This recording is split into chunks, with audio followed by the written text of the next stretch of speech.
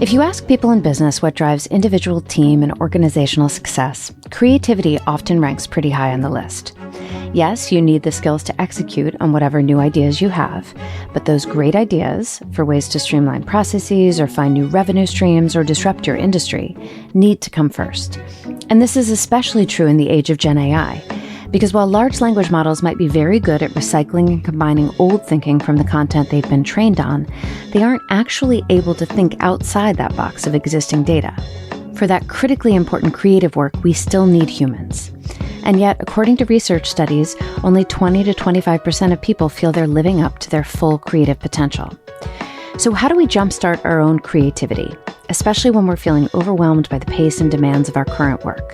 How do we find the time and energy to pursue novelty and innovation? Today's guests argue for consistent small-scale practice. They offer up simple exercises that will allow individuals or teams, no matter the function or industry, to get better at generating new ideas. Catherine Jacob and Sue Unerman are marketing executives and authors of the book A Year of Creativity, 52 Smart Ideas for Boosting Creativity, Innovation, and Inspiration at Work. Catherine and Sue, welcome. Hi. Hi, thank you for having us.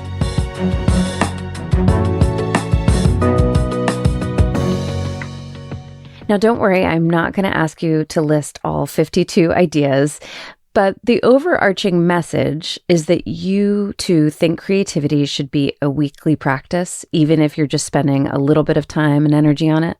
Yeah, I think so. I mean, we are used to, it might sound like a cliche, but we are obviously used to the idea that we need to exercise in order to be able to stay fit. Genuinely, you need to exercise your creative muscles as well. You can't just expect to go to an away day once a year and generate random ideas in a brainstorm and have that step change your business. You need to be thinking creatively and outside the box in order to get competitive advantage on a weekly basis, we believe. So you both work in marketing, inherently creative roles. Why do you see creativity as something that everyone needs to practice rather than only people in specific jobs or at certain kinds of companies? Because everybody brings a perspective to work of how things are working in an organization, about improvements they think they should make, about shortcuts that would make your company more productive or progressive or will answer consumers' needs more quickly. And the idea that there's a creative elite is wrong on so many levels. It shuts down a source of a number of ideas, and it also shuts down your people from their possibilities as well. So if you talk to a bunch of children, you know, when they're in kindergarten or up until they're about 7, and you say, "Are you creative?" They say, "Yeah, I am. You know, look at this square with square eyes in and, you know, one ear. That's my mum." And people go, "Yeah, it is your mum. That's right. That's a really, really great photo." And then by the time people are about 14, unless you're executionally brilliant, no one thinks they're creative. And there's some amazing research that was ironically done by Lego, which says that 80% of people feel that they don't fulfill their creativity. So if in work, what you can do is if in your work practice, you can take that capability, which we all have, and bring it to bear into what you do day to day and in your company, then that's a win-win for everybody, the individual and the organization. So you mentioned off-site brainstorming sessions, this idea that we all go with our colleagues maybe once a year, think outside the box, come up with some brilliance, and then come back and typically nothing happens. Why is that? Why can't organizations put that creativity practice to work in the actual functioning of the business? There seems to be some sort of accepted wisdom that the day job is the day job, but that once a year or once every couple of years, you'll take everybody off, show them a good time, put them in a, motel or a hotel. Everyone will do a nice warm-up session, which is vaguely embarrassing. And then people will be asked what will be expressed as blue sky ideas. So no holds barred. We want to transform the company. We want to win against the competition. No idea is a bad idea. And the truth is, it's not the best way to generate ideas and insights, things that will actually make a difference. But secondly, there's this sort of launch and leave mentality that affects lots of places, where people will brainstorm ideas, they'll vote on the ideas, normally waiting until the most important person in the room has voted first and then following their example, which is also not good practice. Mm-hmm. And then on top of their day jobs, they will be asked to work on one initiative or another. It won't have proper support. It won't have proper funding. And so, of course, it just falls by the wayside until perhaps somebody else thinks of it, a year or 2 years later. This is a waste. It's a waste of time. It's a waste of talent. And also it's a waste in terms of the step change that you could make against your own competition or to improve your own business. And we are absolutely ready to call for this to come to an end. So the argument then is to bring it back into the organization, back into the weekly cadence of work. I guess the first step, you say, is to sort of prepare ourselves to be creative. It is honestly hard to step away from doing your work in a good, efficient way, in the way it's always been done successfully before, and then try to shake things up that might not even pan out. So how do you persuade people to set aside the time for doing this every week and then shift their mindset so that they're actually excited about trying something different? So I think the cadence will, to an extent, depend on the requirements of the job. You're not going to come up with 4 huge ideas every month. What you can do is come up with ideas that will make a difference to the activities that you're doing. I don't know anybody, in work, in kind of my 30-year plus career, where the practices that you're taught by the people who are handing down to you, where they've kept pace with technology, where they've kept pace with startups, where they've kept pace with challenges. The importance here is to recognize that you need it. And I think complacency is, the enemy of winning here. To think that everything is being done in a good enough way and you shouldn't disrupt it, that might be comfortable. In a world where things are changing in such a fast-paced way, it's unrealistic. You need to have a really serious look at your competitive environment and the business world overall. If you're satisfied with good enough, then you're probably heading for not good enough. If you work on your creative thinking capabilities and the creative thinking capabilities of your teams, it's an investment of some time every week. It's not millions on bringing in a new system or even a massive training scheme. So let's say I'm a manager who's interested in encouraging my team to be more creative, or I want to encourage myself to be more creative and sort of jump at these weekly exercises that we're going to talk about in a second. What are some things to say to make me feel like I can be innovative? The fact that you have so much knowledge about where you work and what you do, and look at just tiny things. Where are the abrasion points in your job and how could you make that better? And in removing the need to do certain processes or think about consumers in a certain way, turn it on its head a bit and say, if I was starting this company now with a completely blank sheet of paper, what would I do? Would we be where we are now? Why is it we're here? And what can we change? Small things, medium things, big things. Because I think we fall into patterns the same way that you fall into patterns sometimes in brainstorms, which is everyone says, we're looking for really amazing ideas. It sounds like you're saying that I don't need any great preparation, or a manager doesn't need to give any great preparation to their team. Sort of the exercises themselves are designed to get you in the mindset of just, let's think creatively about this specific problem. You break up those exercises into seasons, but really you're talking about sort of what's going on with the person or team or organization at a particular time. So for example, when you're in a rut or your business is. So what are some specific ways that you recommend to spark change in that scenario? One of the ways of sparking change when you're in a rut is that technique, which is what won't you do and why. So there's if you're sitting and you're going, how do we improve things? That's quite a hard question. It's much more fun to go through an exercise that goes, okay, we're going to change things. What are the things we're definitely not going to do? What are the things that this business would never do, that we know that the management would definitely say no to? Going through that exercise, answering those questions, then gives you a set of ideas that you can go back to. You can question again. You can go, well, we would never do that, but what happens if we did? And listen, I don't think this is why this happened, but the example that springs to mind is Barbieheimer. So as you know, Alison, the foreword of the book was written by Josh Goldstein, who's the global CMO at Warner's Entertainment.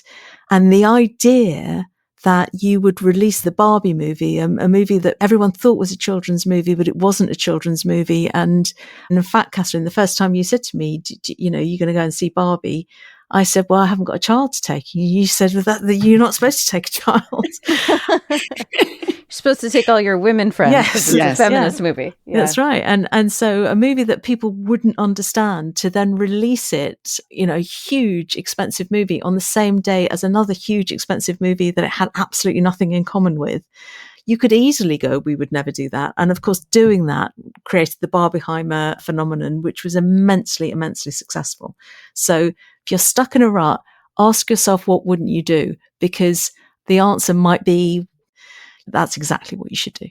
Even Mattel itself, to choose to do, instead of a cartoon version of Barbie or something incredibly lighthearted, fully happy ending, etc., to choose to allow Margot Robbie and her production company to make a political movie of sorts, that was definitely something I don't think most toy company executives would think they should do. No, and I think all of us, our jaw dropped a bit, didn't it, when we watched the Mickey out of Mattel's own management? Exactly. It was one of the great joys of that film.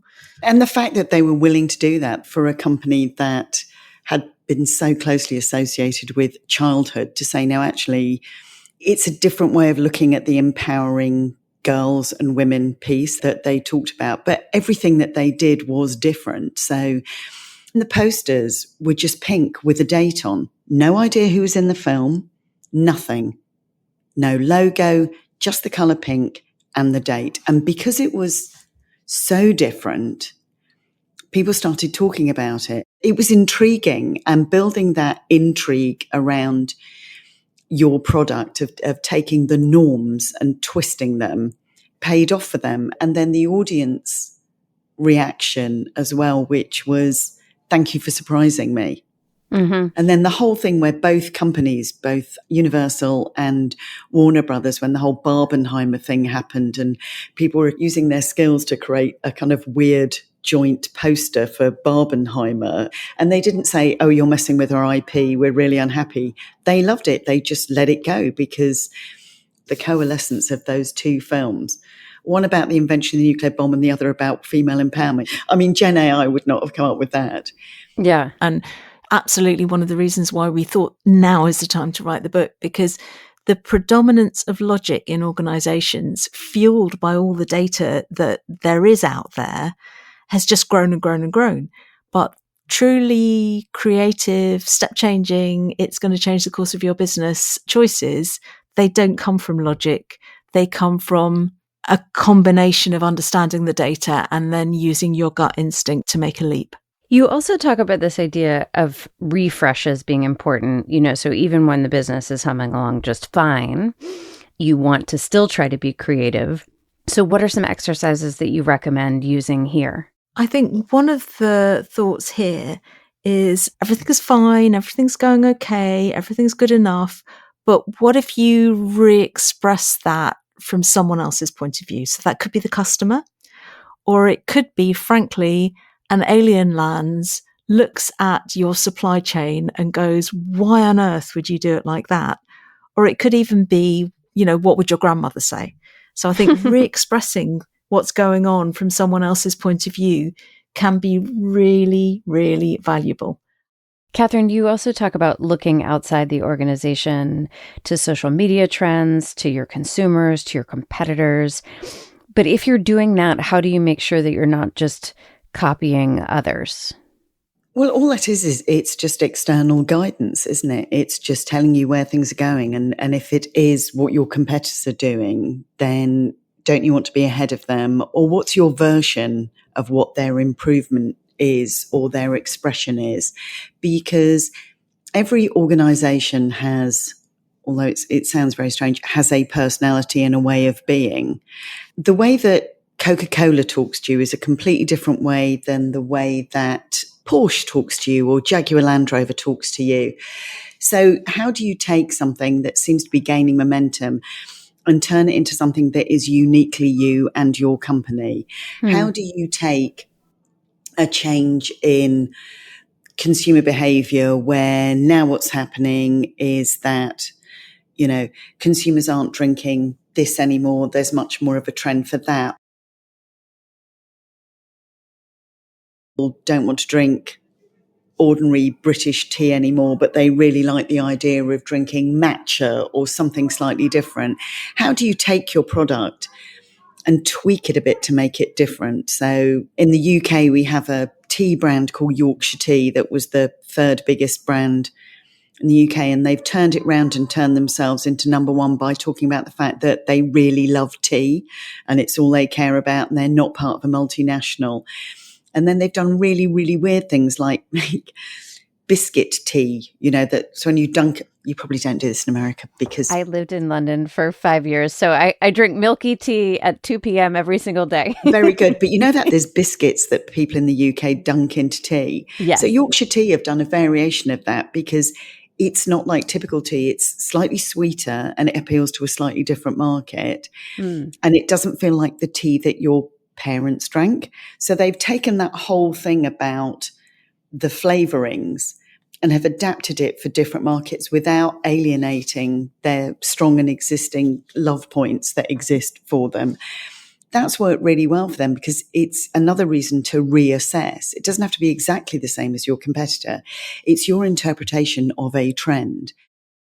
So is the real advice to test, a bunch of these 52 techniques and see what works best for you individually or you as a team or you as the organization?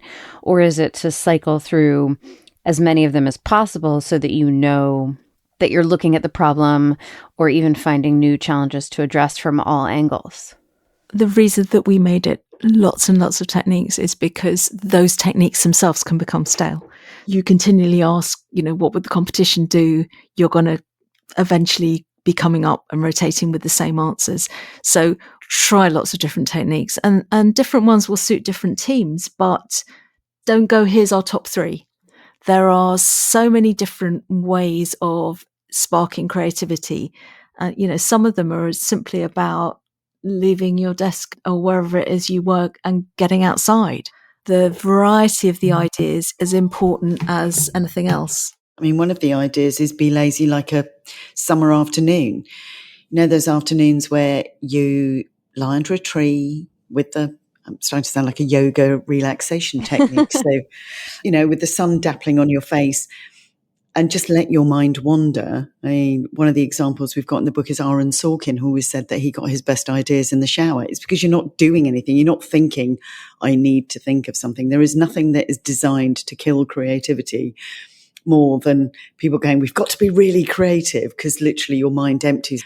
Sometimes just letting your mind drift and thinking, I haven't got anything, and letting your kind of resting mind function say, oh, but we've never thought about doing it that way, have we? I wonder why. Just do that. But also within an organization, you might be at different stages of, it may be that you need to come up with some new ideas and reinvigorate your process. It might be that you need to uproot and destroy and go, okay, we need to start all over again because our world is being disrupted. The key thing is to have a view about where you think you are and to use a couple of those techniques and to see how they work for you. If I'm doing this as an individual or as the manager of a team, how do I make sure that the good ideas that do emerge then get purchase within the team or organization? How do I express them? How do I introduce them? How do I get buy-in? There has to be a growth mindset. And one of the things that we talk about is how important it is to move from absolute efficiency to a situation where you can come up with effective change as well. Now, everybody is busy all of the time, but not everybody is busy all of the time with things that are driving either their work or the business forward. So you have to do a little bit of a situation analysis to carve out maybe an hour, maybe 2 hours a week where you can focus on thinking creatively and then executing creatively. What people will find if they move to that growth mindset, if you can find a way of empowering the team, and I would suggest again with my experience in managing teams, that quite often that's simply about making the efficient part 10% more efficient, and then that will free up time. Don't have that sucked into doing more of the same, but allocate that time and that energy for improving things. That's what people love at work, right? They love mastery. They love being able to make things better. They love the sense that they've had agency to help their business or the company to improve, and that they've got some ownership over those changes. And I would challenge that anyone is so 100% efficient the whole time that they can't just improve efficiency a little bit and free up some time to make effective change, but then make sure that you emotionally acknowledge and reward the people that are making those changes happen. Catherine, talk about how you sell the ideas up the organization. You talk about how more motivated your team is. You talk about how it's not involving you spending, £3 million on a new computer system. And you use the guardrails as your reasoning about why it will be effective for the organization. The reason why so many new initiatives fail is because it starts off with a squad of 6, and then someone adds 4 more people, and then someone else 4 more people, and then you have 14 people around the table. No one makes a decision. And then something that was meant to take 6 months goes on for 18 months, and no one ever does anything because everyone's trying to manage their own stakeholder. What you do is say, you break it down into bite-sized pieces. So you go, in the first 3 months of us doing this, this is what we need. And then we'll need that. And then we'll need that. And we're going to work on a squad rotation system. So it won't involve 350 people from the organization coming to every meeting, a 2-hour meeting every week that they don't want to come to. It's going to be a relay system. And this is what we think the end point will be. And we will check in, and we've got an agreed level of goals, of points, that we're going to hit. And if we haven't, then we'll change it. But all too often, the reason why you don't get buy-in is people get scared because it looks risky. But if you point out the fact it's not risky because you've thought it fully through and you've got a very clear delivery timeline, that's all people want. I think also other examples, so other businesses, how they've stepped out of, doing what they were traditionally doing and what the gains are from that. Perhaps businesses who have been challenged. So examples of businesses that have been challenged by startups because they didn't do that.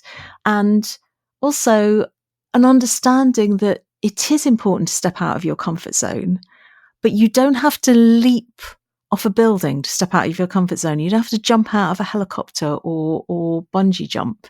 You just need to step out of your comfort zone a bit for an hour or 2 a week, and that will have a disproportionate impact on the outcomes and the future and the happiness of the team, actually. So how do you think that organizational leaders could do a better job of making this kind of creativity, muscle building, or exercise practice more a part of the culture? I think you do see it often in creative organizations like a Pixar or an Apple or an IDEO, design consultancy.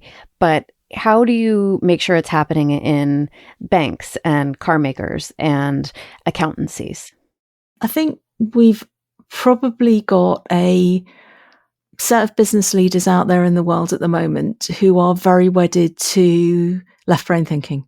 And, I know it's more complicated than left brain and right brain, but I'm going to use that as the analogy. So logical. Shorthand, yep. Yeah. Logic. If this plus this, then that, you'll definitely get that outcome. Just thinking about incremental gains from doing what you were already doing, but slightly more efficiently. And I think that it's incumbent on leadership now to embrace the right brain, to think about emotion, to think about gut instinct, to think about, if you're a leader of the business, the fact that you have experience, that you have a understanding of, what's right, that purely comes from, your heart and what you've been through before. That kind of thinking has become a bit unfashionable. It's been, characterized as perhaps a bit maverick, and people want everything to be cut and dried. Well, you know what? Life is messy. You need to embrace some of that messiness, not so that things get out of control, but so that you can actually make a real step change. And so my view would be that this is about letting humanity in. And in a world when we are increasingly our lives online, and online is now so much of the world that we live in, are being curated by one algorithm or another, where new learning is being reduced to new learning that the large learning models can find in what's already happened, so it's not really new at all, then really igniting that spark of humanity is absolutely what we need to do as leaders. Catherine, what if I'm working for a manager or in an organization that really doesn't seem to want new ideas or fresh thinking? I think that you maybe could create a little maverick group that says, have we ever thought about doing this? Because trust me, if you're working in an organization where no one likes ideas, you're probably sitting amongst a bunch of very unhappy other people, who aren't getting as much fulfillment from work. And also the other thing is, it might not be your manager. Why don't you have you could create a little group that at lunchtime you sit together and say, I've read this book. Have we ever thought about that? And you have coffee together once a week and just come up with some ideas or use the techniques. Because who's going to turn around? The thing about managers is, they're managing various different things. The idea that creativity might just be a thing they're uncomfortable with, that they don't feel that they're the master or the mistress of. And if they're a particular attitude, they don't want to feel threatened. You don't have to ask permission, as long as you're not setting fire to the boardroom in a frenzy of creativity. Who's not going to love people turning around and saying, I think I've got an idea about how we might make the process better, or Sue's just joined from another organisation and they had a really interesting way of doing this, and could I just talk to the group about it in the regular Monday meeting, or shall we have a look at it, or I'll go away and do it. Present it to them as something which will be better rather than as a challenge. And if you're happy and other people are happy by doing something different and doing more creative work, who isn't going to love that if it means you're going to stay at the company for longer and you're going to generate better ideas for the company? Well, that's a great note to end on. Hopefully we can all be more creative as we move into 2025. Catherine, Sue, thank you so much. Thank you. Thank you. Thank you for having us.